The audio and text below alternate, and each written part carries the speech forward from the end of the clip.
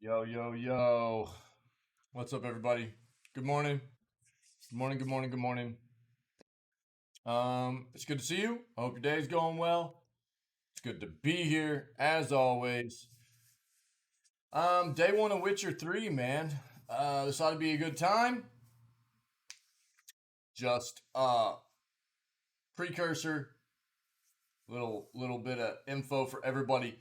Um, I try to make sure that everybody knows what kind of content we're getting ourselves into in the channel. The Witcher tends to be very mature content, so if you're not familiar, please look into it. That way, you know what kind of content we're working our way into with The Witcher. There's also the ESRB command in chat that will link you to ESRB's website. Shows you why they've given it a mature rating, the kinds of things that you're potentially going to be exposed to within the title and everything. Okay, but other than that, let's go ahead and do what we do. We'll move over, start working on doing today, July 7th edition of Video Gaming News, and then we will work our way into Witcher. We have Ubisoft today. We have an Ubisoft showcase for. Oh man, what's their new pirate game? Too early, not enough Java. We'll work our way into it. They've got a Ubisoft has a showcase this afternoon at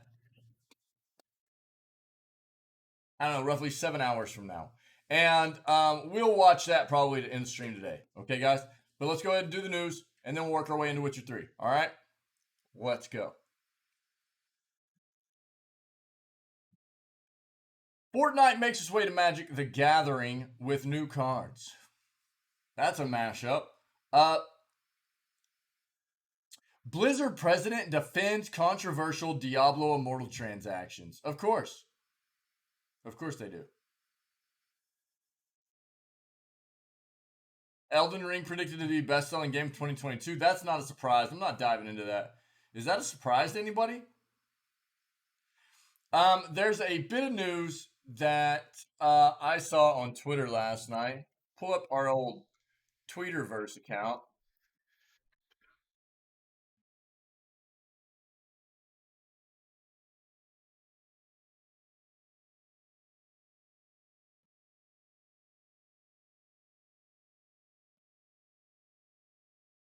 So this is also something that was brought up to us yesterday by our buddy Metal, wasn't it? It was Metal. Yep. Pretty sure. God, where did he put that at? Am I tripping? There it is. Yeah, it's our buddy Metal. Metal brought this up yesterday. Brought this to my attention, and I was going to bring it up anyways. Then I saw it last night as well. We've got the Witcher devs announcing new single-player Gwent roguelike, which is out today. Okay, so shout out to our buddy Metal. Yeah. And we'll pull that up. We also got EA's bad tweet last week has led to roundtable meetings with angry staff. Found that from Kotaku last night. And God of War Ragnarok has a release date of what I think November 9th now, but we'll read about that as well. So I want to pull all those up. Okay. Make sure we get those into the news. Let's go ahead. This is not a surprise. Not to me, anyways. Even though I had a bit more of a controversial take than most people had on what Elden Ring brought to the table. Most people 10 out of 10, as it were, right? So I assumed that Elden Ring would probably be like the best selling game of the year. It would be hard to beat Elden Ring. Even with just the hype surrounding Elden Ring before it even released, I felt like it was going to be hard to beat that game in the first place.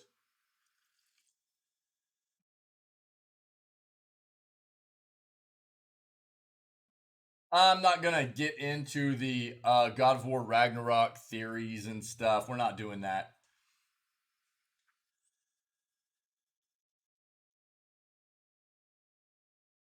Turn your desk into a dangerous chaos horse. Yo, gamer, what's up? Wick, what's up? What's going on, guys? Uh, with this RDR2 mod, what? Fall Guys update fixes 14 issues following the game going free to play. Let's take a look at that. See what they had to address.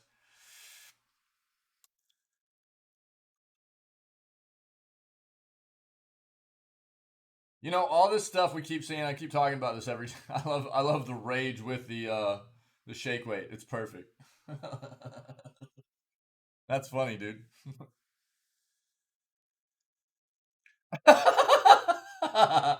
Dude, gamer.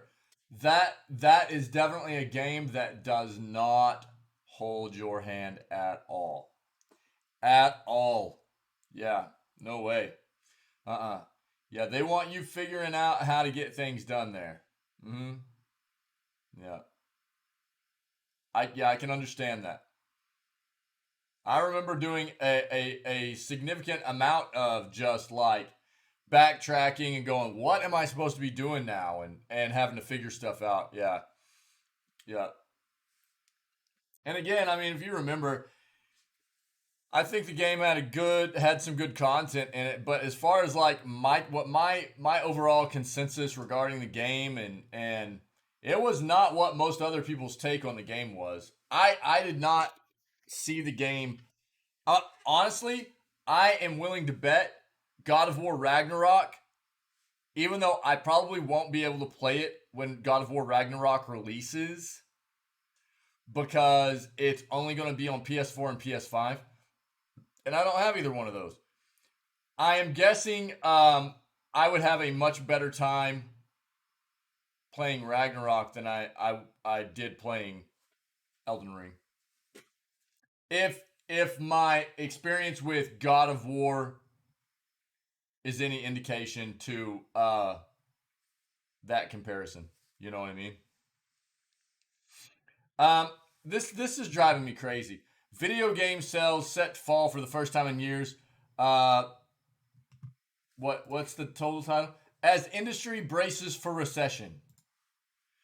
Do you guys remember the article that we keep seeing every single day too? Video games proven to be like recession proof.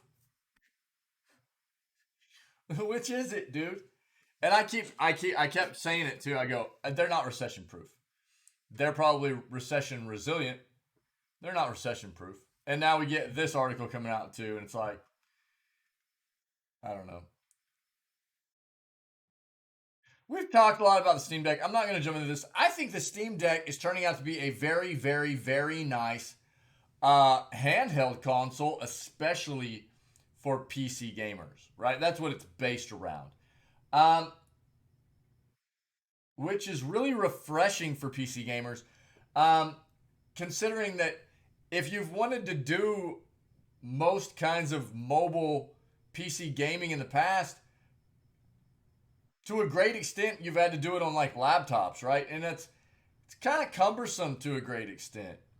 Having to get your laptop out, and get it set up, and you know, being able to just pop out the Steam Deck and it runs almost every game on Steam in your Steam library. It's pretty nice, man. Hard to get your hands on one right now, but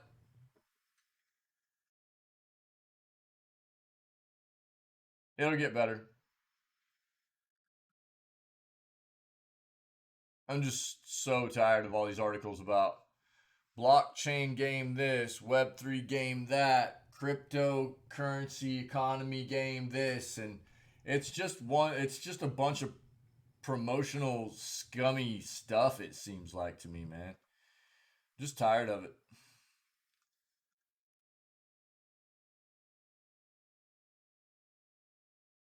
Matter of fact, I thought I read something last night.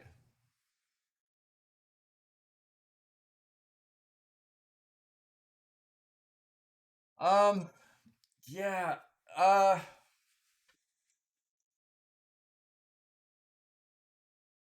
it has become the way of certain titles. Certain titles, yeah, certain games.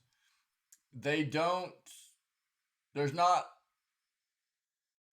it does seem like more modern age video games are not well, I say that. But dude, there were also a lot of games way back in the day too that didn't necessarily hold your hand either. They just kind of like thrust you in and let you go. So I think it just depends, you know. I think it's gone kind of back and forth through the history of video games, but um, I know that can be frustrating. Valheim's another one we played recently. That game does not hold your hand at all. It does not guide you through how to play that game, uh, how anything works. You know, um,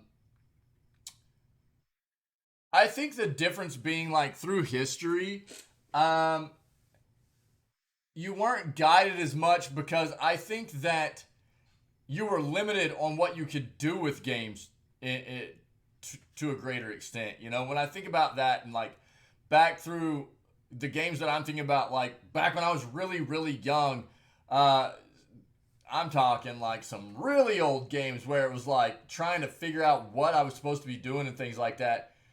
Games were just a lot more limited back then too. Whereas nowadays, if they wanted to guide you through and kind of nudge you along, they absolutely could. But there are a lot of games that don't. Valheim doesn't. Elden Ring doesn't. You know, the Soulsborne games in general don't. Um, there are a lot of titles that they don't want to do that. They just want you to figure it out. And not everybody's about that. That does not appeal to everybody, you know? So, and it feels bad in a game like that where you get stuck or you can't figure out what you're supposed to be getting done. Let's be honest here. I mean, I'm a three head, man. It's not everything is very neon lights to me either, man. So I go through occasions in games where, you know, you don't get you know, you're not kind of getting given clear guidance as to what you're supposed to be doing, and I get stuck and I'm going, oh man, I feel like I'm wasting a lot of time where I know I should, you know, I feel like I should be know what I should be doing, and I'm not getting it done, you know, and I hate that. I hate that feeling.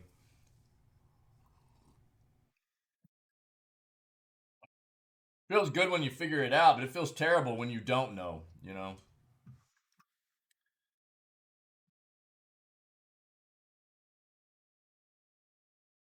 Yeah, online game streaming. I think there are a few businesses, few corporations, studios that are doing a pretty good job at this right now, really leading the way. I don't think a whole lot of companies are going to be able to be really successful in this, though. Yeah, yeah. Again, I mean, I can understand that. I can completely understand how it would not appeal to certain people. I can also see how certain other people, yo, soldier, what's up, buddy? I can also understand how certain other people can spend just countless hours in the game, you know, replaying and rebuilding and stuff like that. How you been, soldier? And for me, it was like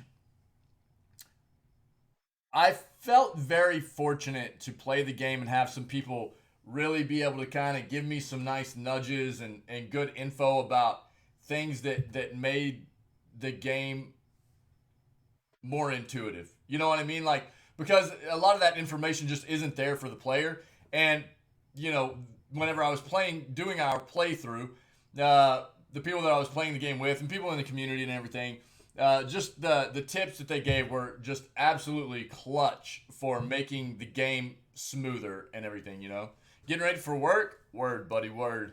Well, thanks for being here. It's good to see you, man. So I can get it, man. I totally understand. Yeah, and there's nothing wrong. If it doesn't appeal, there's no way to. I mean, there's no reason why you should try to trudge your way through it. If especially if you've given it multiple shots and it's not working out for you. For me, the game was it really is a brilliant game as far as I'm concerned. Um, it's beautiful. It definitely had some things in the vanilla game that needed to be worked out. You know, Yeah, thanks, buddy. Uh, and I think that a lot of it's been fixed with like community mods and stuff. Quality of life stuff for the most part, I think, was just my biggest deal. Um, but it's definitely one of those games, man, that it's like they don't hold your hand at all. And I can tell you for a fact we would not have gotten even close to where we were completion wise in that game if it had not been for playing multiplayer, having you know, people like Varia and Pinky up in there that had a good amount of experience in the game, and while we did get to go experience a lot of the biomes and things like that for the first time ourselves, um, it would have taken us a significant significantly longer time to clear through those bosses and those biomes without help. There's no doubt about it. Just because it's so hard to figure out how to get everything done, you know? It really is. I get how anybody could like or dislike that game to one extreme or the other. Absolutely.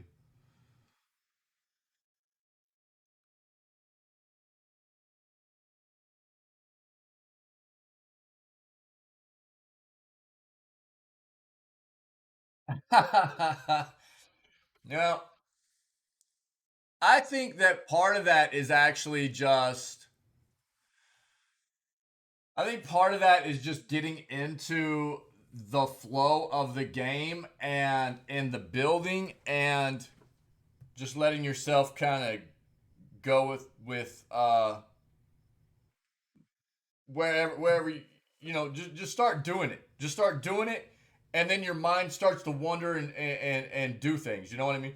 Um, the more you build, you'll go, oh, that's cool. I think that might be something I want to do in the future, or let's do this now, and then we can maybe alter this in the future once we got more materials and stuff, and that's I think that's the way most people's minds work, and that's definitely the way that game is though. Is it's all it's like a progressive kind of slow progression type of system where it's build a little progress, build a little progress, build a little progress, and more materials, better building items, and I don't know, you might surprise yourself, buddy. You might surprise yourself if you actually stuck to the game. If you were enjoying it and you stuck to the game, you might surprise yourself. That's one of the things I thought was like one of the most special things about the game playing in multiplayer was being able to see everybody's personalities come out in their builds because they did such a good job with the variety, that everybody can kind of do with each build, you know? Yeah, we were just talking about games that don't really hold your hand, you know?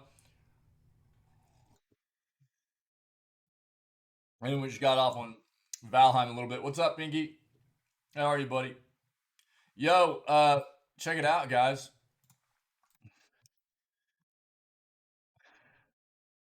Check that out. Project Zomboid. Yeah, there you go. Yeah.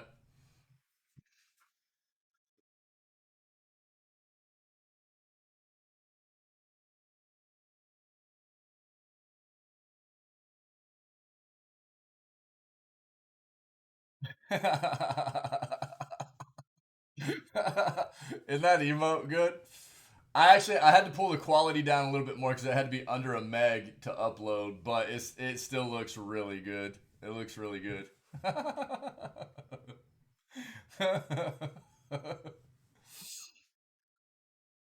That fire, dude! You killed it with the fire, Pinky. Like that ended up looking really really smooth, man.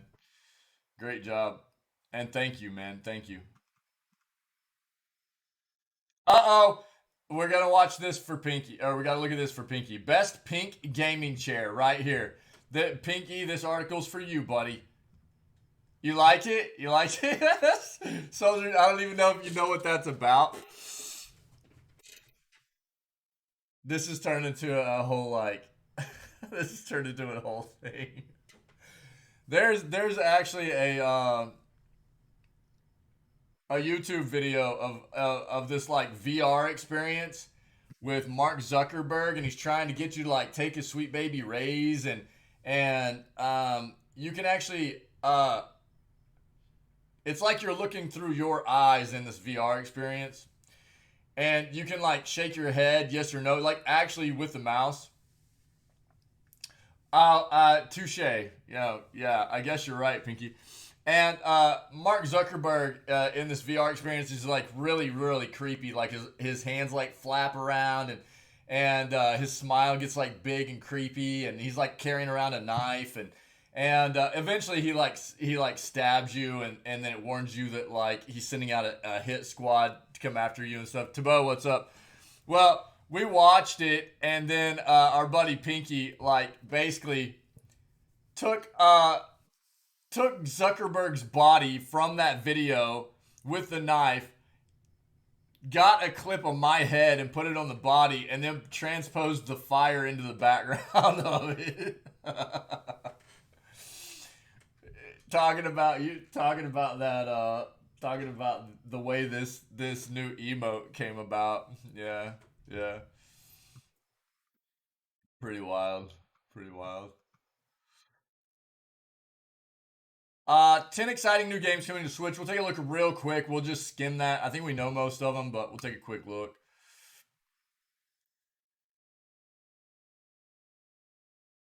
Game spending will continue to decline in US.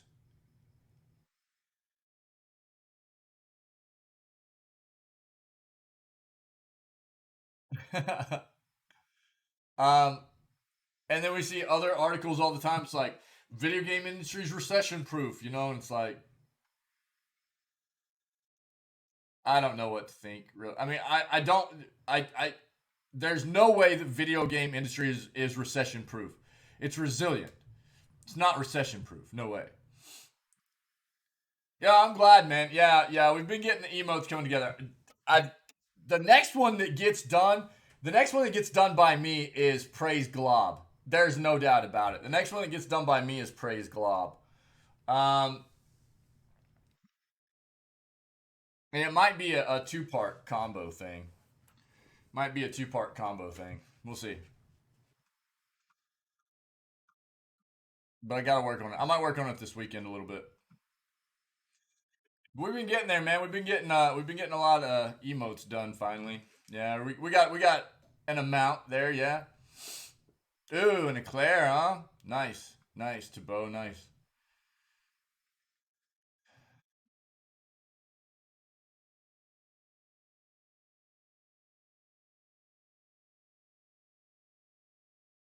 Well, EA, we've got some other stuff up about EA already. EA's controversial single-player games tweet causing drama among devs. We've talked about this a lot here recently, but look, I kind of hate EA.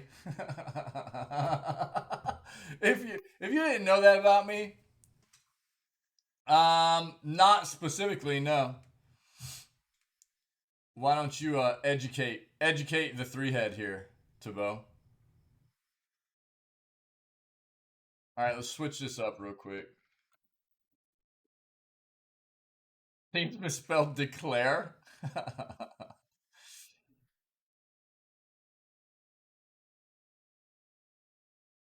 right, let's see. We've already talked about Game Pass titles. I'm not going to dive into that. Yeah, Michael Jordan's going to be on the cover of 2K23, NBA 2K23, if you didn't know. I'm not going to dive into that, but there you go. If you're interested, we've already got something up about Blizzard CEO standing up for what they did in Diablo Immortal, so I'm not going to dive into this one too. Blizzard, yeah.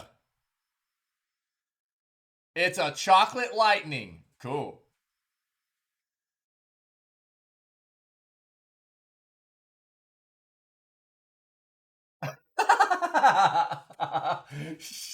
Wick, whatever, dude.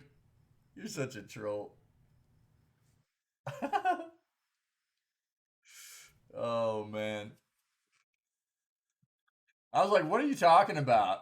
I have not, dude. I again did not sleep well last night. I'm tired today. We thought yesterday was three head man. Dude, today is gonna be rough, guys. I can tell you right now, today's gonna be rough. I'm just gonna stick to as much coffee as possible. Much coffee as possible. At least it'll be chill. I'm gonna be rocking a controller, I think, to play Witcher. So a bit chill till I die and then I rage and.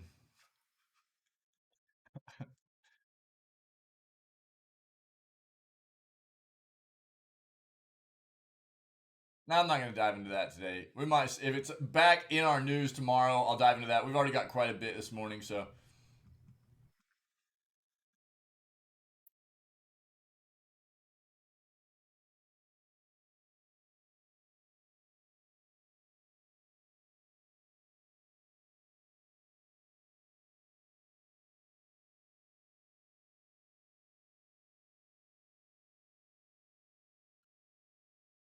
New Cobra Kai game announced? What? All right. Yo, Mamzelle, what's up, my friend? How are you, Mamzelle? Oh man, you're all. Are you even working today? You're getting ready to rock to New York tomorrow, yeah? Yeah. Look, guys. This came out last night. God of War Ragnarok is launching on November 9th on PS4 and PS5. I already have an article up. We're going to read about it. Okay.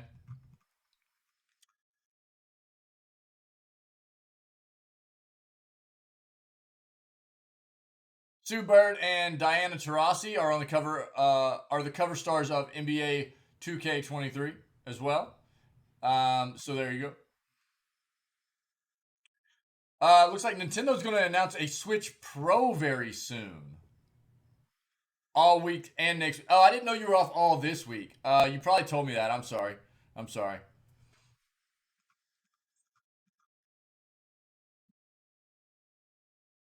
Oh, no way, dude. Forspoken unexpectedly delayed to 2023.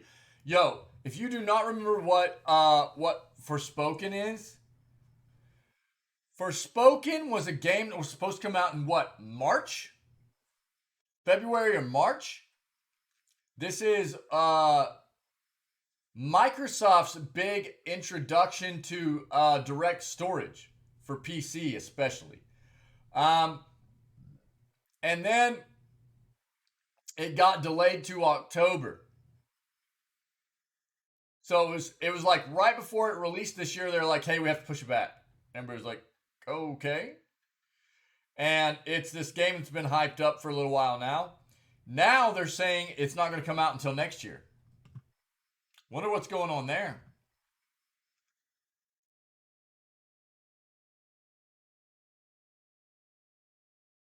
The Division Resurgence announced by Ubisoft.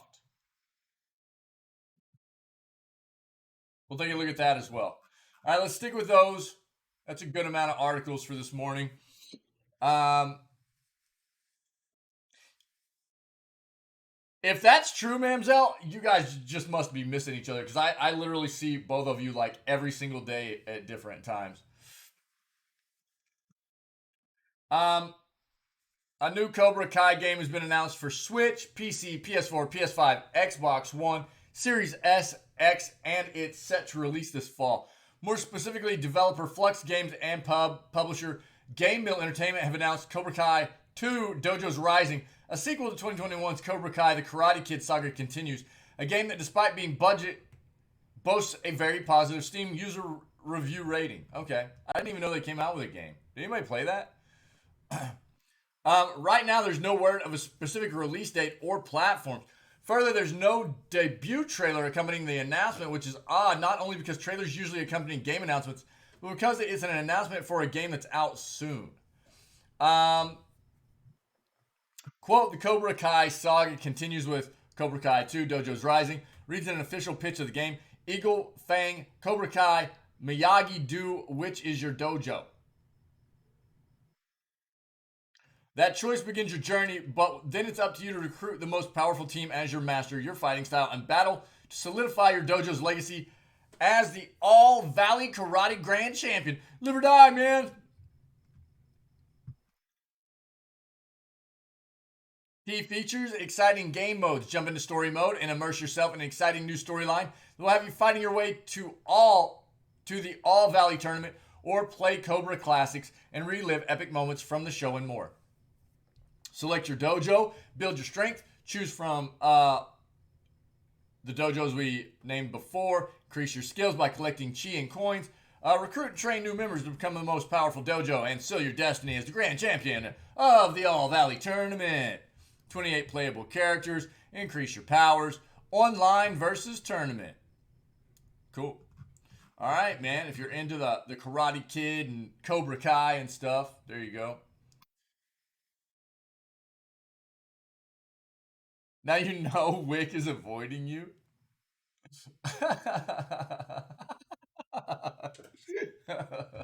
You guys are wild. That's it. It's yeah. We're immersed. We're immersed into the Wick Mamzelle storyline now. It's happening. Um, Nintendo will announce a Switch Pro very soon.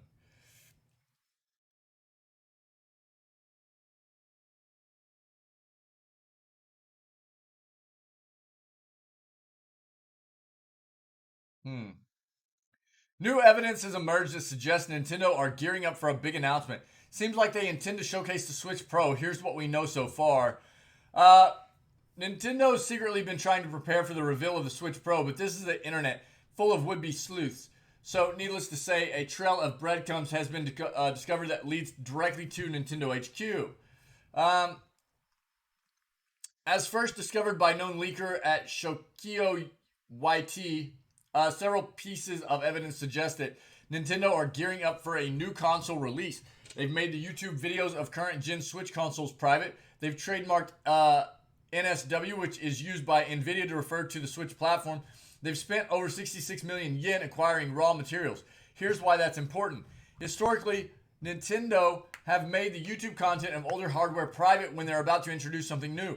The NSW trademark is commonly used in Europe to refer to the Switch, and Nintendo filed a trademark application for the term mere days ago. The raw materials Nintendo have recently acquired are worth twice the amount they spent for the Switch Lite's production. It's very hard to imagine that they would need this for it if it wasn't a new console. They'll probably be revealing their plans for this new console at the upcoming Nintendo Direct planned for the late summer. Personally hoping for 4K capabilities and much greater storage, but this being Nintendo, we aren't holding our breath. What would you like to see on the new console? Okay. I did too, Tabo. Me and you both. I absolutely saw that acronym and I went, not safe for work. That's the same thing I did. Yeah. I don't think we're probably the only ones either. Yeah. Yeah, dude. Okay. Okay. Um, this is interesting. So, look, when did the Switch actually originally release?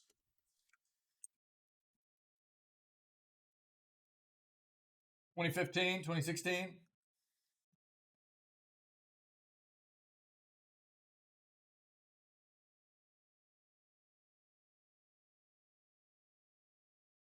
2017, March of 2017.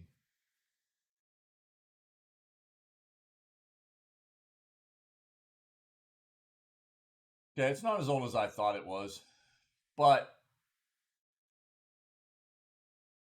I mean, at this point, we're talking over half a decade old, and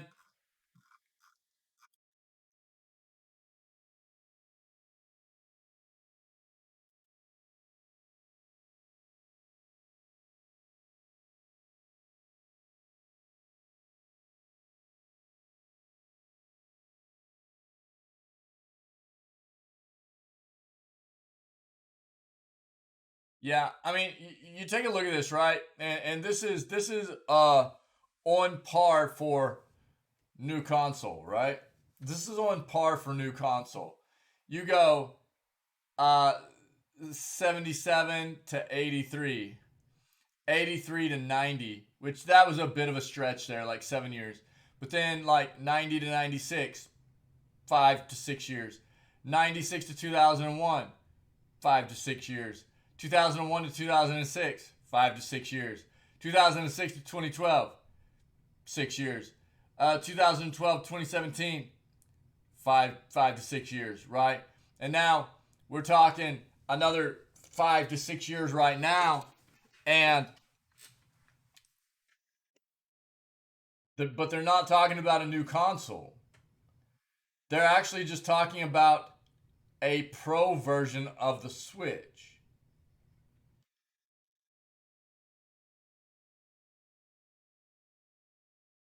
Yeah. So now this could mean a lot of different things, and I mean, is it going to be like just called Switch Pro, and it's just going to be the Switch with upgraded hardware, or is this actually going to be like Switch 2, or um you know, because let's be absolutely real here. The Switch is an amazing console, and they don't necessarily need to be trying to reinvent the wheel, as it were, right? Uh, the console's amazing, and probably sticking with the core of what the Switch is not a bad idea. But are they just? I don't know. We're gonna have to wait and see. It's just it's a little bit because we've seen this happen before, right? Where like PlayStation has come out with PS4 Pro, right? Stuff like that, where it's not like an a new it's just like upgraded hardware in their already made console, right? So we're gonna have to wait and see what's happening with Nintendo here. Just got an OLED Switch. Yeah, well, I mean, there's nothing wrong with that. There's nothing wrong with that. I would say that's a good purchase. The Switch is amazing, Mamzelle. Um, Hopefully you got a good deal on it. And look, it's not like they're coming out and going, yo, the whatever this next iteration of console is for for Nintendo. It's not like they're going, it's ready. That's not the play. They're basically going to announce it and then let us know when they think it's going to be released, right? So this is on par. You're right. I mean, most major console makers, PlayStation, Xbox, Nintendo, that's usually par for course, right? Is 5 6 years new console, but it's a bit weird to hear it referenced as Switch Pro instead of a new console. And we've heard things in the news previously talking about how Nintendo's finding it hard to potentially pivot from what the Switch is into maybe an entirely new console. So I don't know. Maybe that's their play. Is like, we need to maintain the Switch, but we need to upgrade its hardware so we can it can still play. It'll still be the Switch. It'll still play older Switch games, but they can start producing better, more up to date, graphically, up to date engine type games for it. You know what I mean? we're gonna have to see what comes of this, but the impression I'm getting right now from what we just read is that this is just an upgraded version of the Switch. So it's not like an entirely new console per se. You know what I mean? It might be kind of a mashup here. A new Switch console, but I would say that it will definitely be backwards compatible with everything from the Switch. I it, Zardy, what's up, buddy? How are you? So I don't know. That's news though. That's news. I don't think this is really unexpected because again, how much time has passed since the Switch actually released? So, um, it's kind of intriguing to hear them just call it like the Switch Pro instead of We're gonna have to see what comes. We're gonna have to see what comes. On holidays in the UK, solid, solid. Oh, we got EA stuff coming up too. Yeah. So again, here's the Forspoken stuff. Look, this game was supposed to come out earlier this year. It got delayed to October, and now apparently it's getting delayed all the way into 2023. This is the first game to utilize Microsoft's direct storage technology on PC. So let's see what's going on here. Oh, but you're from Spain? Oh, cool, Zardy. Right on, buddy. That's awesome. Yeah, we got all kinds of buddies in the community from Europe, man. That's awesome. Yeah, welcome in, my friend. Welcome in. We're just doing our daily news section. We do a news segment, and then we're going to be getting into Witcher 3, buddy. So, good to have you. Welcome to the community, buddy. Nice to meet you. Um, Forspoken has been unexpectedly delayed by the studio.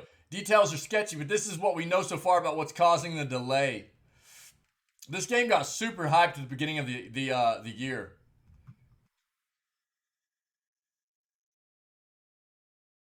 What?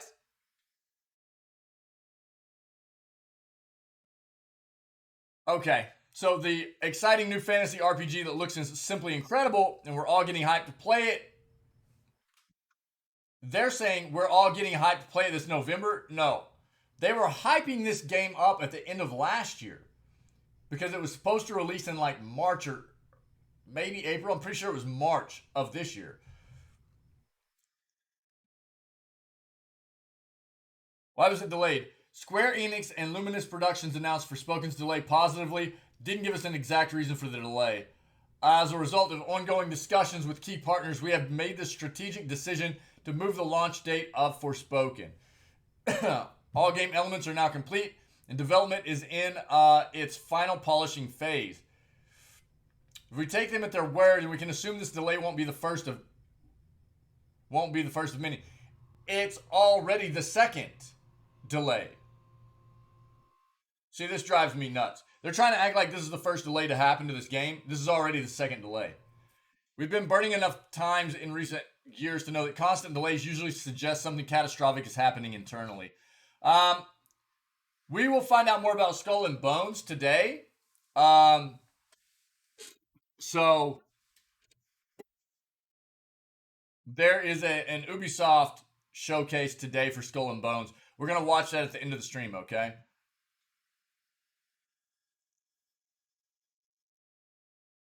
I don't like this article. They're trying to act like this is not the second time that this has been delayed.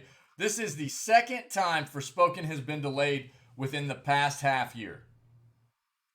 So it seems like something's wrong. Seems like something's wrong here.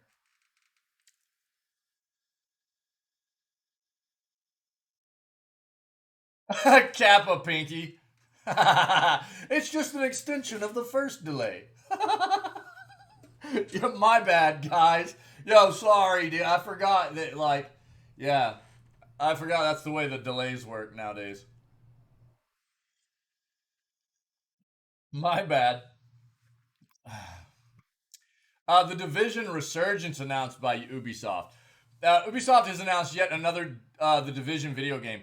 I played both of the. I played the Division 1 and the Division 2. They were alright. The Division Resurgence, or more technically, Tom Clancy's The Division Resurgence, is a new free-to-play third-person shooter RPG for mobile devices. Set within the world of the Division franchise. According to Ubisoft, it includes a new canonical storyline and will release for iOS and Android devices, though an exact window for when that might happen has not been shared. Huh. Whoa, yeah. The Division Resurgence brings the acclaimed The Division experience to handheld devices. Ubisoft's announcement reads in part, players will see a new and independent storyline set in a vast open world where they will be free to roam around an outstandingly detailed urban environment with stunning graphics. The game is playable solo or co-op with a variety of PvE activities. From story missions to world activities, this new chapter builds on all the original game modes while bringing new gear and weapons to try out.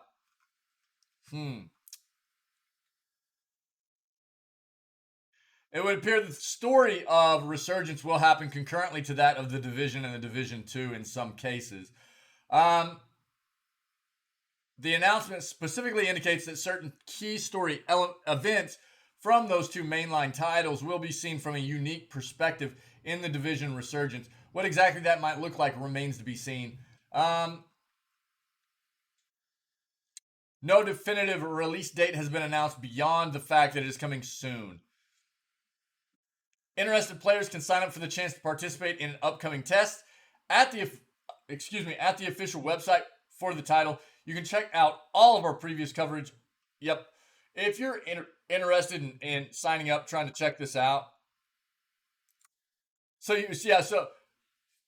extension remastered version free upgrade of the first delay. Exactly. Yeah. It's free. We got the free extended version of the initial delay of the original release, delay release of the game.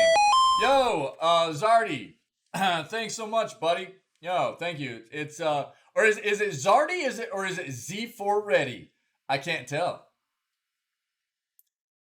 Yeah. It was Tabo. I actually saw it on Steam last night too.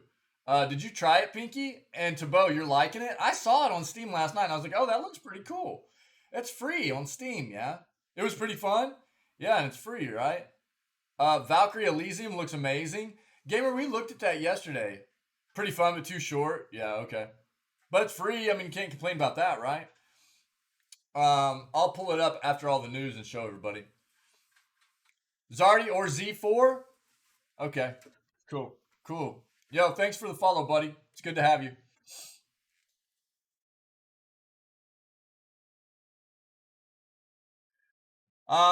This is for anybody, but I had to pull it up specifically for our buddy Pinky here. Yeah.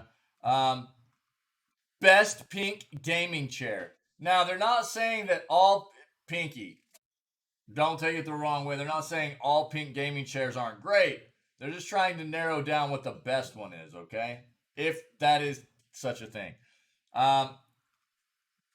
Which pink gaming chair is best? Gaming should never feel like a chore, but it can if you're not comfortable while you play. Sitting in a comfortable place and position helps keep you engaged in your gaming session.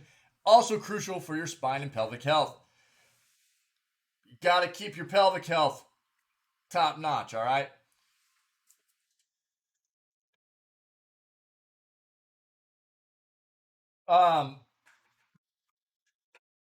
What to know before you buy a pink gaming chair. Most gaming chairs have a design similar to a traditional office chair. With a few additional features, their versatility lets them double as either, so they're popular among gamers and home office workers.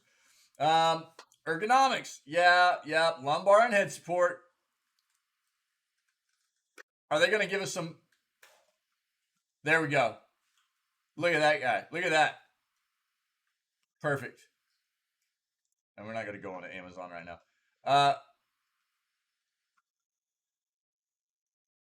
We got the top pink gaming chair. Hold on. Okay. Yeah, we're good. There you go. Top pink gaming chair right there. Pinky, this is you. This is you, baby. Look, you even get the bunny ears on the top. Look at that, dude. This is where it's at. This is where it's at, Pinky. If you're not sitting in this chair, you're not winning. All right?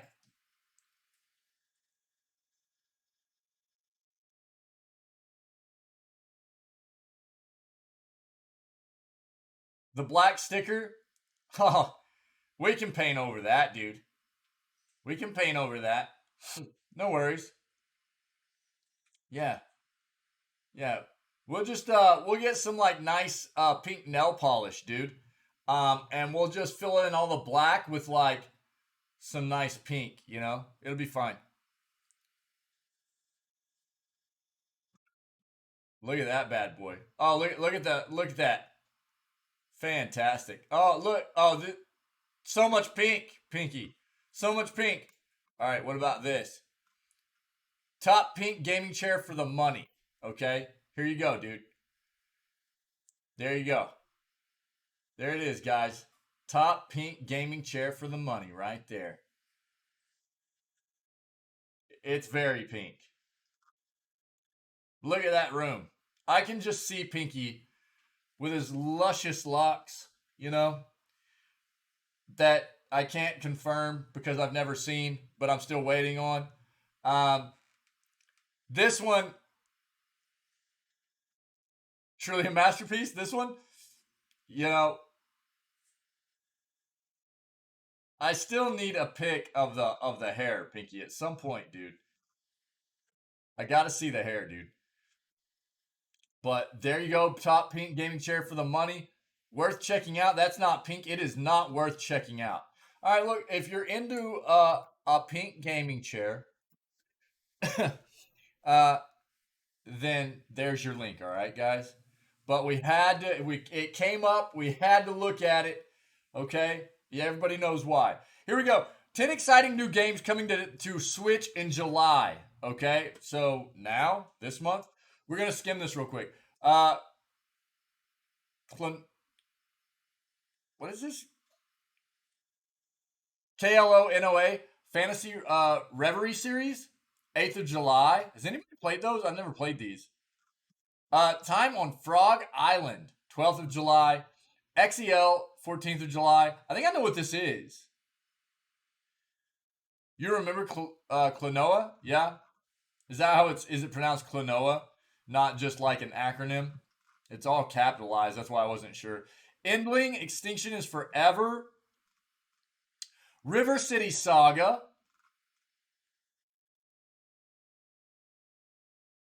Is this Live Alive? I think that's Live Alive. Capcom Arcade, Second Stadium. Azure Striker. Digimon Survive. Digimon. Digital Monsters. Xenoblade Chronicles 3. I know there's a lot of hype around this one. Right at the end of July. So there you go. Some of the big Nintendo games coming out this month. I'll throw that in if you guys are interested. There's your link, okay? Turn your desk into a dangerous chaos horse with this RDR2 mod. Alright, hold on. RDR2 may have won Steam's Game of the Year back in 2020, but it's definitely not everyone's shot of whiskey. While many love it for the cowboy adventure story with plenty of twists and turns, others found it a bit of a slog. After all, it's really not a game that respects your time with plenty of long animations and grindy hunting, as well as drawing conversations. For some like myself, it was just a bit too slow-paced to enjoy. Might have been an entirely different story if I'd seen this great hardware mod from back in 2021.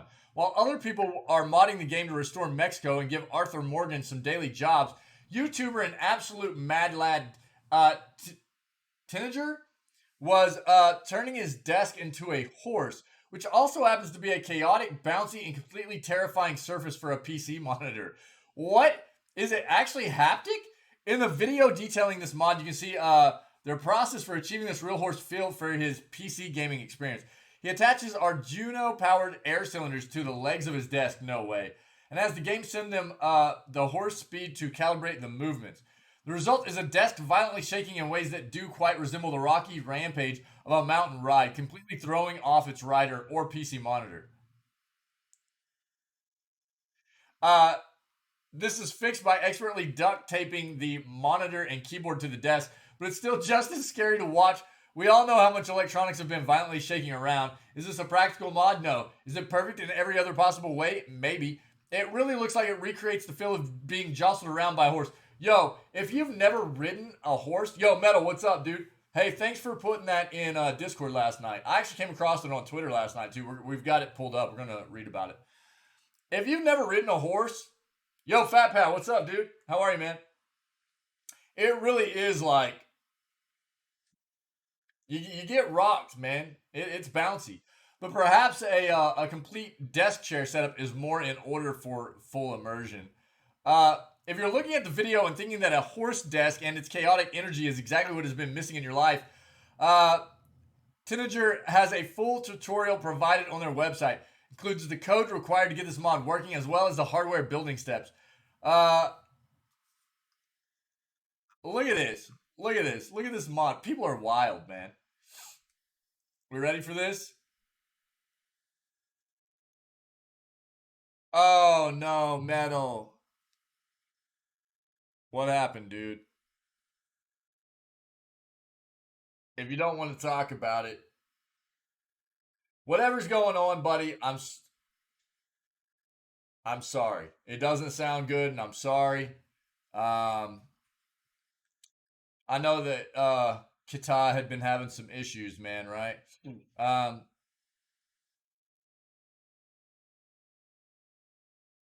oh, that sucks, man. Check this out, guys.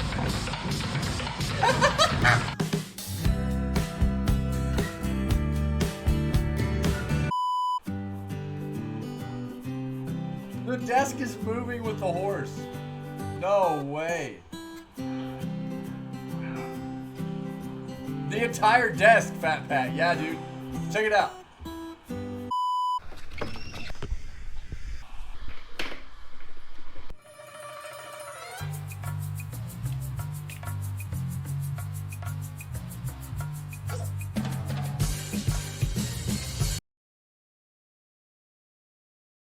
That's definitely like DMCA music stuff there. We'll just watch this without the audio on for the rest of it. Yeah. Well, that was like a garage setup. That's like their tinker section, man. Look, people that do this kind of stuff, I mean, agreed. It was very messy, but that was like their garage area. They've got stuff everywhere, probably because they're like continuing to like work on this nonstop. See all this stuff? They've got stuff everywhere because they're trying to get this working. This is like out in their garage, like work area or whatever.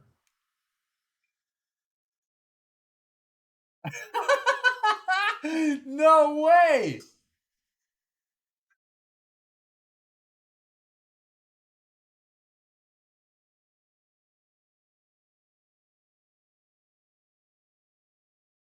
It's very messy. I agree. I agree. I'm just trying to be like,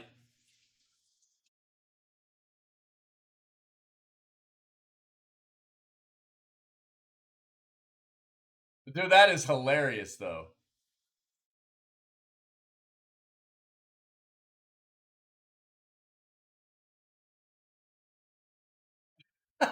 Yeah. What would be better is actually having it haptic, like, oh, yeah, yeah, yeah, yeah. It's just kind of funny that he was like, duct tape, you know what I mean? Uh, that's actually hilarious. That's hilarious. Um, what would be better is to like be able to have something like that in VR where you're riding a horse and have like a haptic chair that was like bounce you around and stuff. You know what I mean? But that was also just kind of funny, man. People are wild. That I mean, it's still really cool that they did it. I could not play it for very long, for sure, but it's still really funny. And impressive. It's impressive. All right. Uh, Fall Guys update fixes 14 issues following massive free to play launch. Uh, Popular party game is getting plenty of crashing and performance tweaks.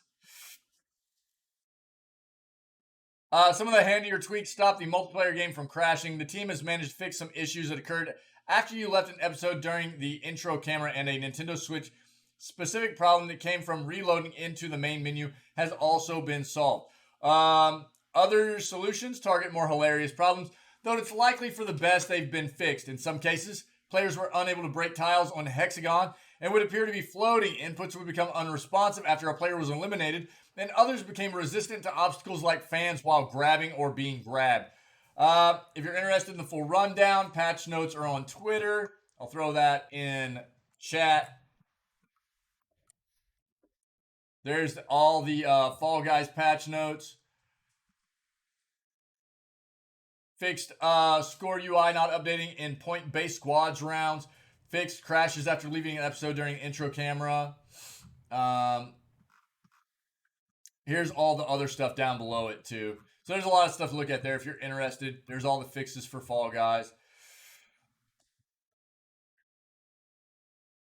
We had already kind of read that there were a few issues coming since the game, or that came about since the game went free to play on Epic.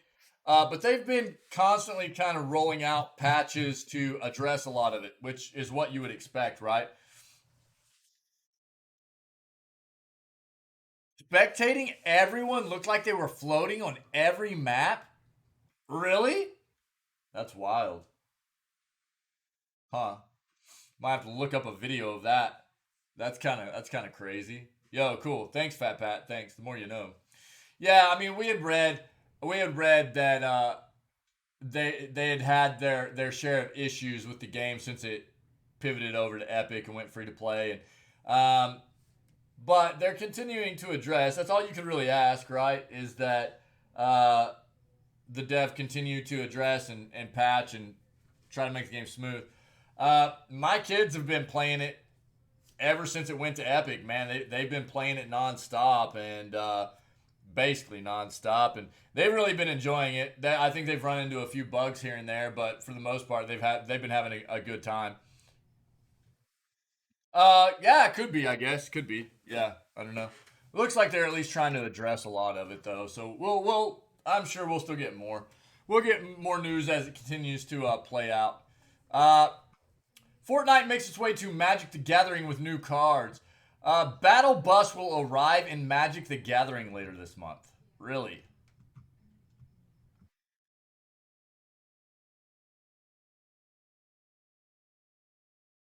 Here's what I'm interested to know. As somebody who played Magic the Gathering when I was younger, like physical Magic the Gathering, look, man, I'm a nerd. Okay, I wonder how die hard fans of Magic the Gathering feel about this mashup. Wizards of the Coast has shared a look at an upcoming Fortnite crossover, which will bring several of the Battle Royale's most iconic locations and features to Magic the Gathering. Back in 2021, Wizards of the Coast announced a collaboration with Fortnite, along with titles including Street Fighter, Warhammer 40,000, and Lord of the Rings. Today, the Secret Lair Fortnite and Secret Lair Fortnite landmarks and locations drops have been revealed. First drop includes 7 Magic the Gathering cards reskinned with a Fortnite twist. For example, Battle Bus replaces Smuggler's Copter, while Ethereum Sculptor becomes Supply Llama. Um, the second drop includes 5 full art lands. Both drops feature one secret card that has not been revealed yet. Barring the secret card, you can see every card in the main Secret Lair Fortnite drop and what it replaces below. The landmarks and locations drop includes Fortnite artwork for plains, island, swamp, mountain, and forest cards.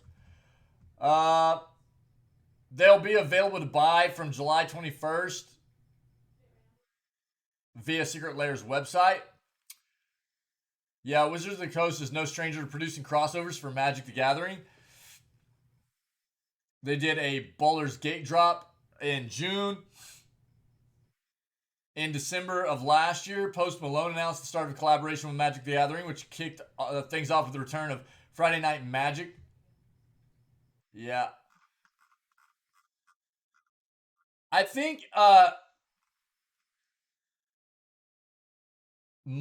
I think people are more apt to,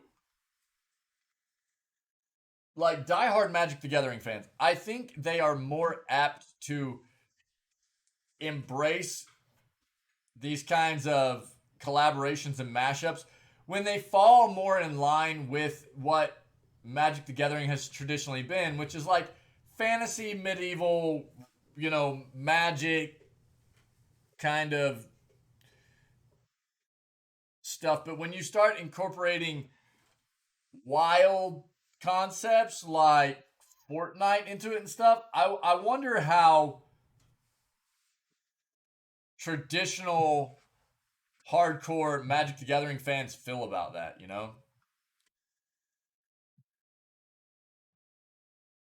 Curious. Curious.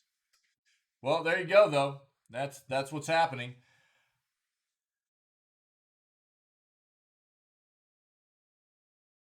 I'm also thinking about the Gwent DLC, better card skin. I'm not even familiar with what exactly that entails, dude. But I'm guessing the rainbow kappa there probably is a good indication. Yeah, kappa, the kappa pride there.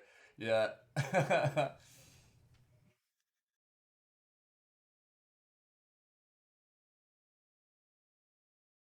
um, Blizzard president defends controversial Diablo Immortal microtransactions. Uh,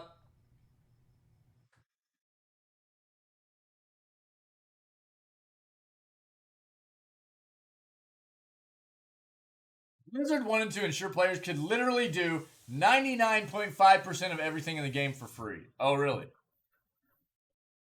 Blizzard Entertainment president Mike Ibarra has defended monetization in Diablo Immortal, claiming that players are able to do 99.5% of everything in the game for free.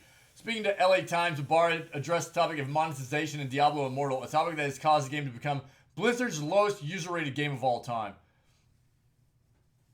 Oh, it's just yours. Oh, okay, gotcha. So that's how it's being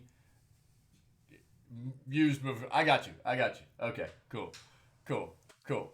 Well, yeah, I know what Pinkies is. I know what Pinkies is. Yeah, all right, I got you. Uh, when we think about monetization at the very highest level, it was how much money can we absolutely suck out of anybody that's ever going to play this game? Explained Ibarra. Sorry, I might have read that wrong. When we think about monetization at the very highest level, it was how do we give a free Diablo experience to hundreds of millions of people where they can literally do 99.5%? Yeah, right, dude. Give me a break. Ibarra went on to say that monetization comes at the end of no, so that it doesn't affect players going through the campaign for the first time. Quote, the philosophy was always to lead with great gameplay. Make sure that 100. This dude, get out of here. Yeah. Oh, I've already got all the DLC. Yeah, I was actually whenever we hop into the game, Tabo. When we hop into the game, I've got all the DLC, and I know there's some you can turn on and off and stuff. We'll talk about it when I start the game up. Okay, so just hold that thought. Um,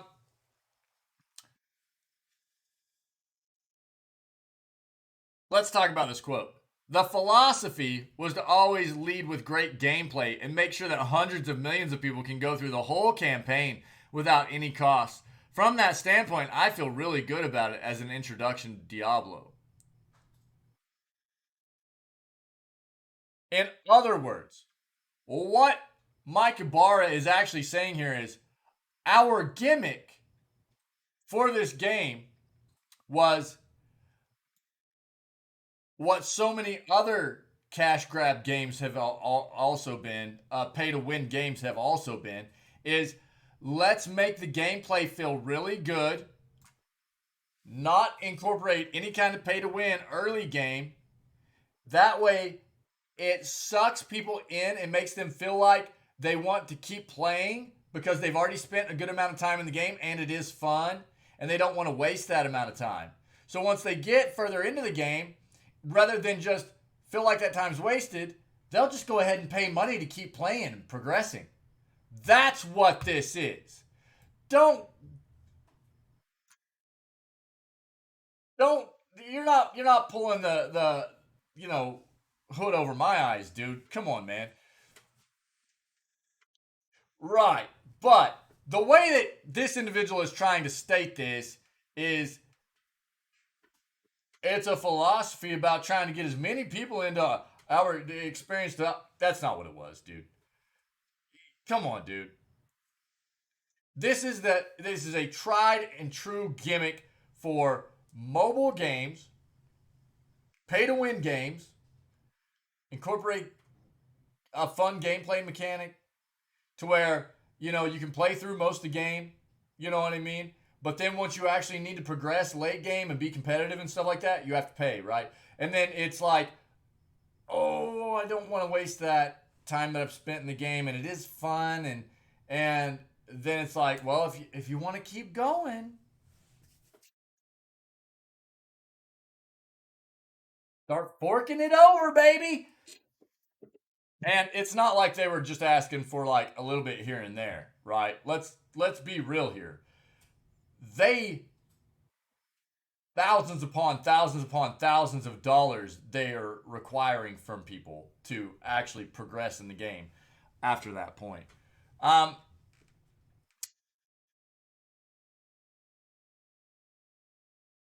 and anybody here's the other thing. Anybody that's ever played a Diablo game knows that yeah, the campaign experience is cool. That's not what it's about, dude. The campaign experience is cool in Diablo games. Uh, no, no, no. All the I have not taken a deep dive into all the mechanics within the game. I've just been basically anything that's been given to me as far as what we've been finding in the news and stuff like that. Oh, get out of here, Pinky! Are you serious?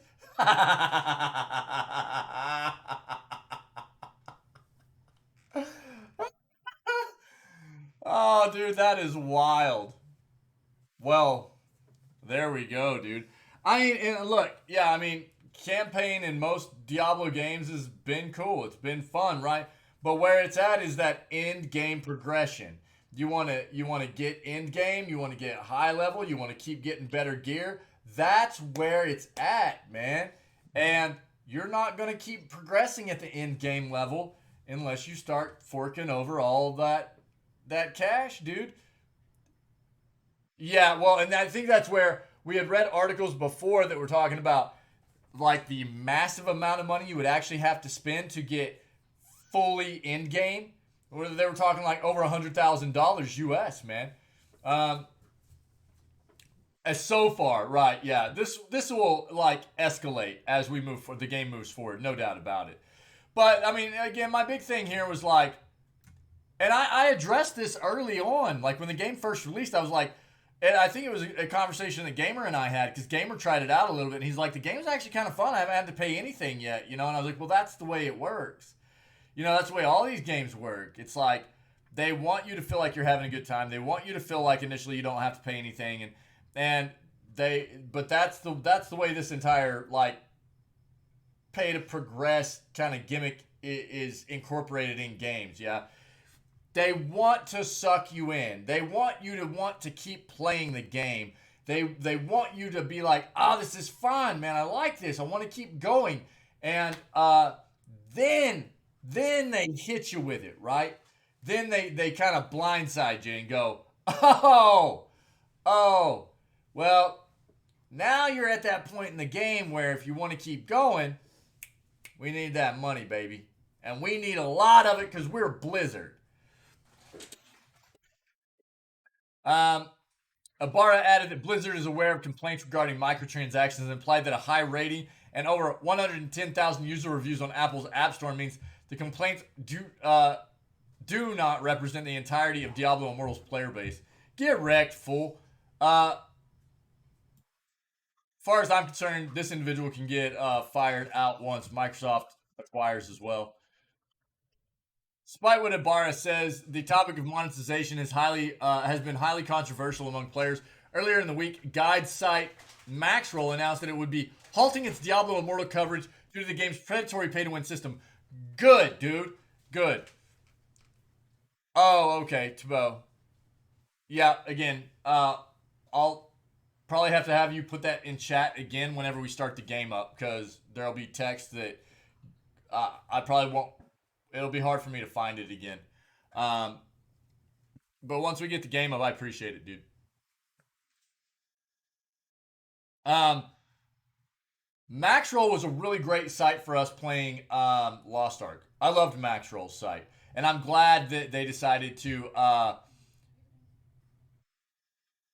halting their Diablo Immortal coverage due to the game's predatory pay-to-win system, adding that the approach is completely against our values. Awesome. The extent of monetization has also come under fire since Diablo Immortal launched last month. Streamers spent 13,000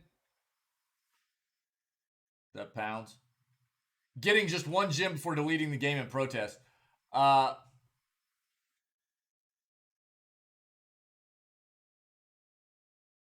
oh, okay. Cool. Thanks, buddy. Uh, and we talked about this as well. This was like roughly 25,000 US. Looking ahead, I think, was that right? This might be talking about a different streamer.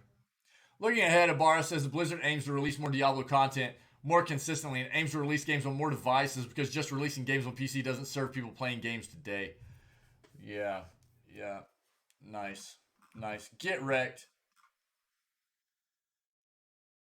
As far as I'm concerned, and this won't happen, but as far as I'm concerned, at this point, Microsoft can buy Activision Blizzard and just absolutely dissolve the name.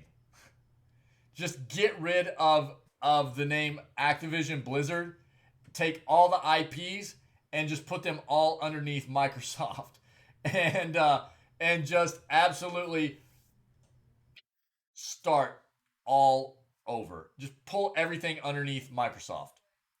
Start over, dude. It'll never happen, but Witcher devs announced new single player Gwent roguelike out today.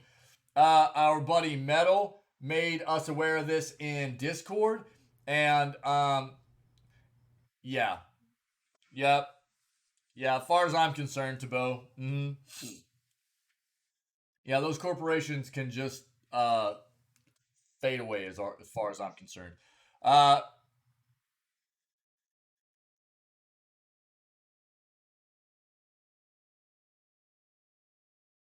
So yeah, shout out to our buddy Metal. Appreciate it, man. And just funny that this like coincides with the day that we're starting The Witcher 3, right?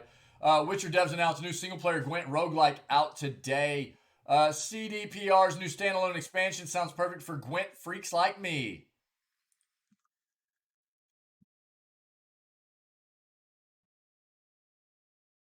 For $30, they'll think about it. Perfect, Pinky. Yeah, that's perfect, man. One of my favorite things to do in The Witcher 3 was chasing down card sharks to crush beneath my hill. Gwent, a fantasy card game within the world of The Witcher 3, was so satisfying that I would boot up the action RPG just to play a few rounds of it. I was positively thrilled when CDPR released a dedicated Gwent game, though I wasn't a huge fan of the rule changes or the heavier focus on PvP.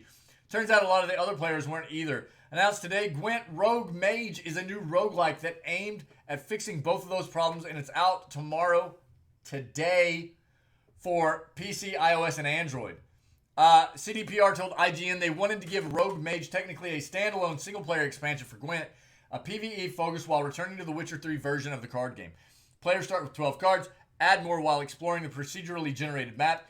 On each run, players earn experience, enabling them to obtain stronger cards during their next attempt. The game uses the tale of Alzur, a mage working to create the first ever Witcher, as its narrative framework, but the developers didn't design the game with a focus on plot and lore.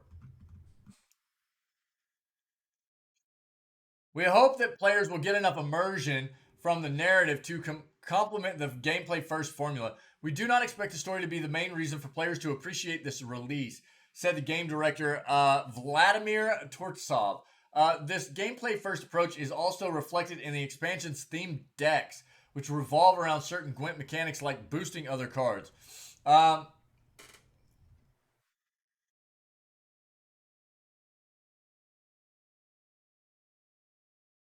Gwent Rogue Mage will be priced at $10 with a premium version available for 20.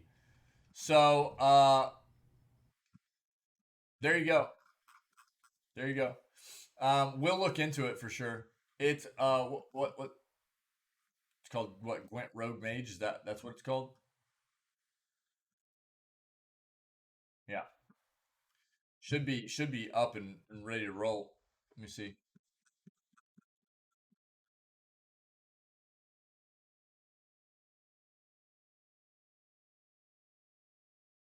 Yeah, right there, right there.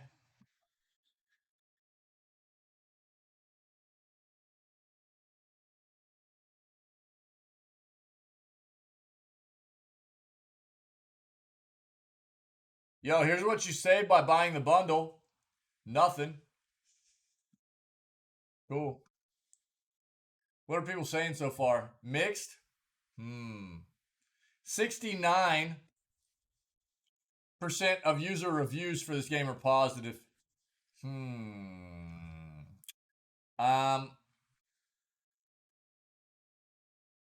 Oh, for real? Well, that's a change, eh, Pinky? It's wild. Okay. Well, sus. Sus. Yeah. All right. Well, we'll keep track and see if maybe some things change around. It's only been out for like half a day at this point, so who knows? We'll see though. EA's bad tweet last week has led to roundtable meetings with angry staff. This is awesome. Remember last week? It happened about 34 years ago. So if you don't, I understand. But last Thursday, the official EA Twitter account tweeted a bad joke about single player games. If you did not catch this or see it whenever we went over it, this is what they posted.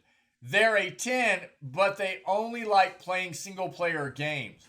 Uh, Play on a meme that first blew up on TikTok and start. Yeah, and they got blasted for this. Blasted. Uh, Led to internet-wide roasting and eventually an apology from the Battlefield publisher. And apparently, EA is still dealing with angry employees who felt the tweet was an insult to them, their staff, and the games they are making. EA just continues to like dig their own hole. You know what I mean? Like keep digging themselves down.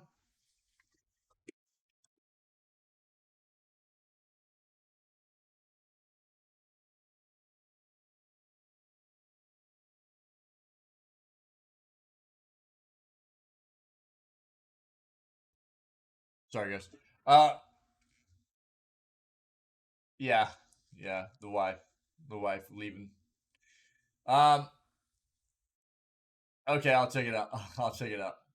Um, a new report from USA Today shed some light on how the terrible tweet came about, what the reaction to it was internally at EA, what plans were pitched to handle the situation, and the ongoing aftermath of it all. The whole mess is both equally confusing and funny. According to the report, an hour after the tweet went live last week, it landed in EA's internal Slack chat room, where employees and social media staff began sharing all the roasts and angry responses from some from current EA execs that were popping up all over. As negative reactions spiraled out of control and the discourse began, folks at EA began formulating a plan to turn the tweet into a positive. It just wasn't a good one. The initial plan was to get all the other EA social media accounts to start dunking on the tweet while hopefully drawing more attention to the various single player games the publisher has in the works. But some staff pointed out that this roasting EA strategy would just reinforce the narrative online that EA's own studio and teams hate the company. And so, after many social media managers backed out of the plan, it fell apart. The most agreed on idea was to take responsibility for it and apologize. One source told USA Today, however, this apology ended up being an equally embarrassing tweet saying people who play single player games were actually 11s.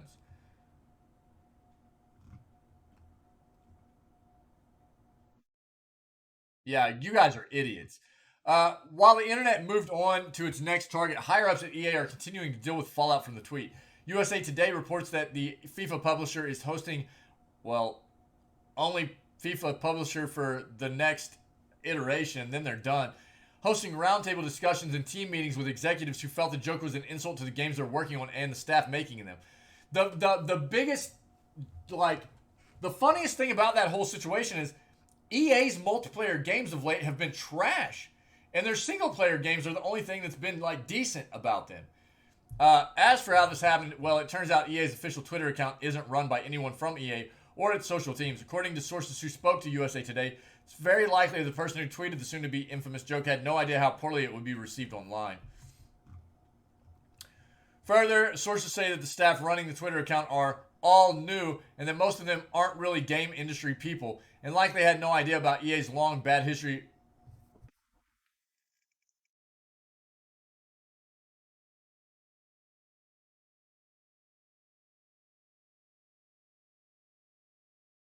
If this is true, why?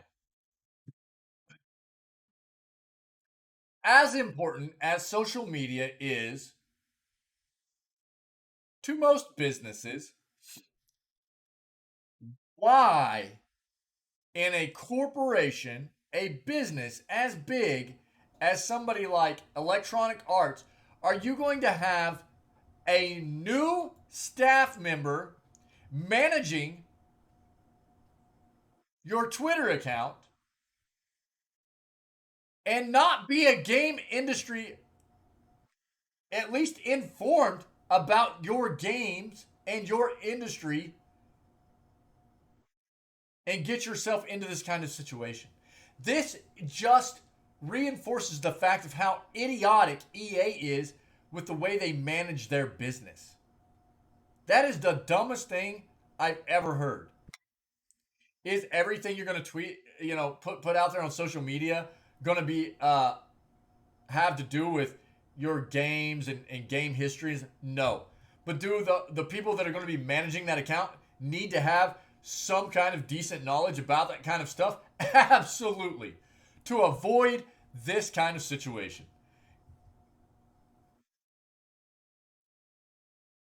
Seems wild that the official Twitter account for one of the largest video game publishers in the world isn't run by people who have... Thank you! Why is that such a hard concept? Exactly what I was just saying. Seems wild the official Twitter account for one of the largest video game publishers in the world isn't run by people who have a working knowledge of video games and the industry. But then again, when do large corporations make logical decisions? Yeah, why would they, right? Yeah.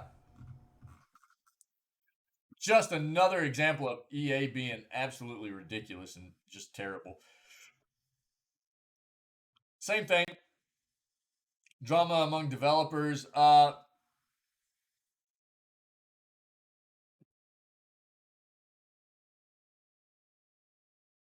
EA is reportedly now hosting roundtable conversations with employees and execs who saw the tweet as an insult to their work. Uh,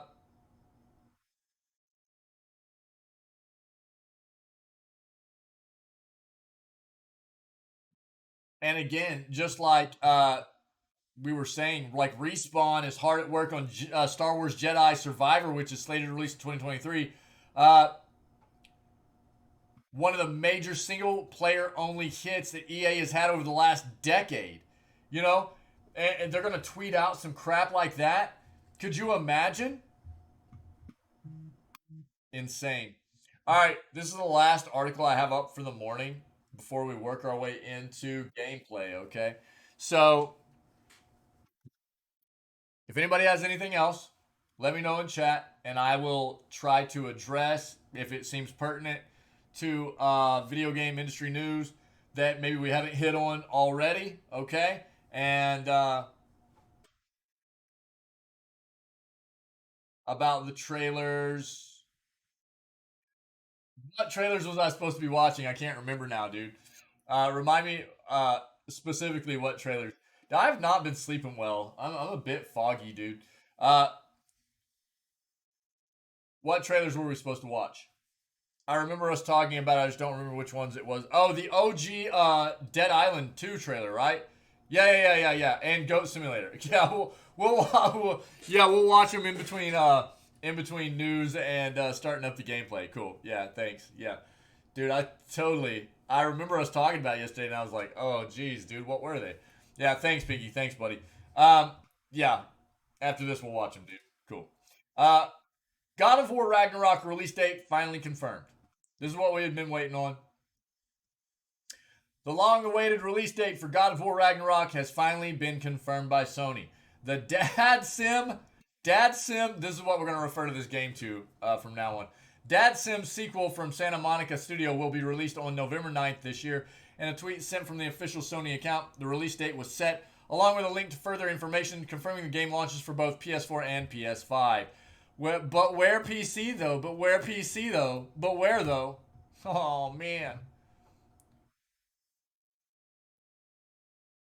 We're thrilled to be able to share our release date and the brand new God of War Ragnarok Father and Son CG trailer, says the Santa Monica studio statement describing God of War fans as eagerly awaiting news. This is, of course, rather underplaying the reality of the situation where the developers have been receiving unnerving harassment from such fans, including being sent, photographs of genitals. That's insane. People are wild, dude. Like, out of their mind.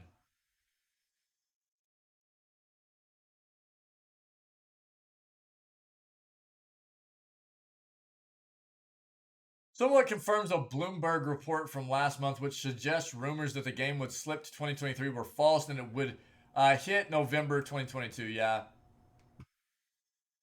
Really quite extraordinary that just a release date for a game can generate this much attention and noise, especially given how unreliable such dates almost always are. Clearly, Sony is pretty convinced by this one, having waited so long to be sure, but who knows what might happen over the next 4 months. Slips remain extremely possible.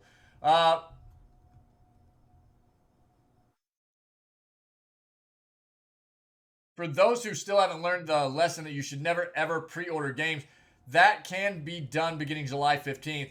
PlayStation blog hosts the following video of an unboxing of the game, along with details of increasingly expensive ways you can buy it. Yeah. Cucumber salad, dude, let's go. Oh, for real, Pinky? Wild. Yo, we're getting data mined, dude, is what it is. Getting data mined. Let's watch this real quick.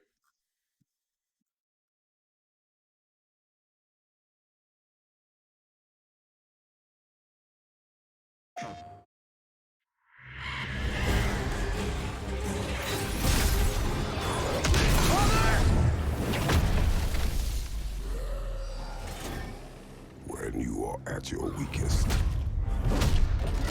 In fear and doubt. Dad Sim. Or a burden too heavy to bear. Remember this. Oh. Not alone. Rated M for mature. Nice, dude. Sick. Look, what I will say is that, you know, they're talking about pre-ordering games and everything. I agree. And we've talked about this here recently. I think that's where demos are making a comeback now. Demos are making a comeback. Yo, let me state this real quick.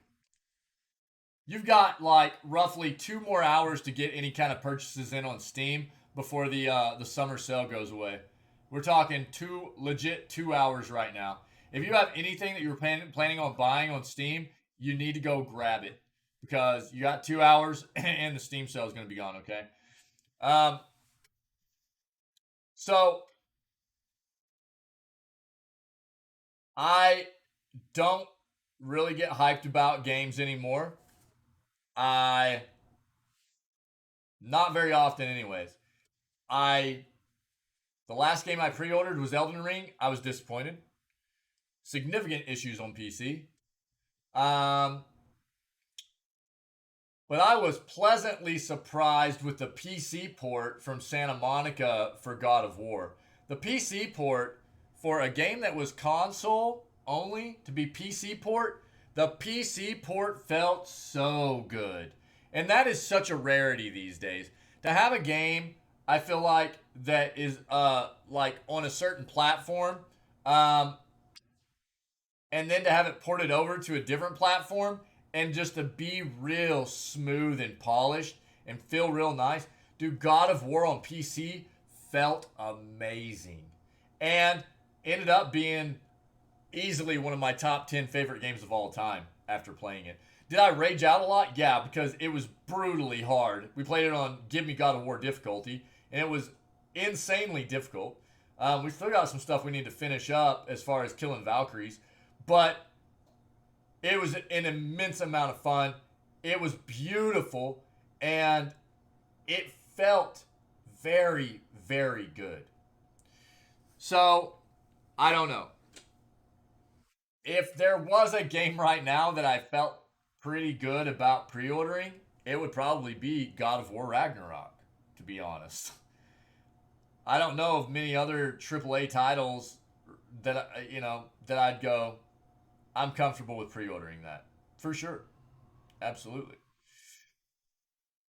That's just me though. Stuck in Zomboid for a while. Hey dude, I'm glad you're enjoying it though. That's awesome, Pinky. That's awesome, dude. Yeah, I've thought about diving in myself, but I don't know.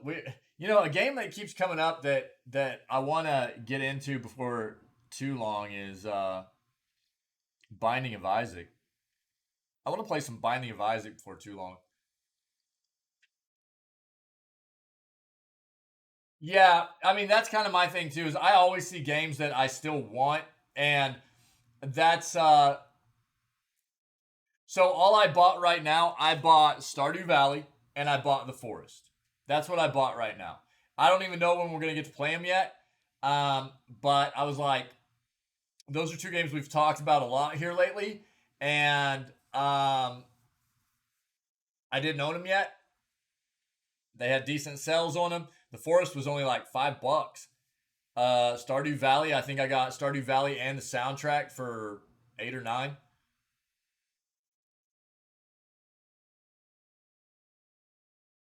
Yeah, I know, Pinky. I know. That's what I mean. I've been saying that about Binding of Isaac for a long time. I'm so afraid to start that game because I feel like I'm never gonna want to quit playing it.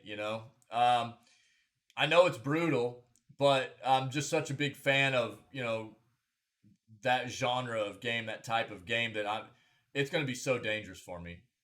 Yeah, Enter the Gungeon. Enter the Gungeon was the second game I ever streamed. And I loved it. And there's still more we could get done in that game too, but that game was so good. But I think actually Binding of Isaac's on a whole different level than Enter the Gungeon actually even is. Uh, Legend of Bumbo, really? Really? I'll have to look into it, dude. Thanks. But okay, cool. Cool. Right on.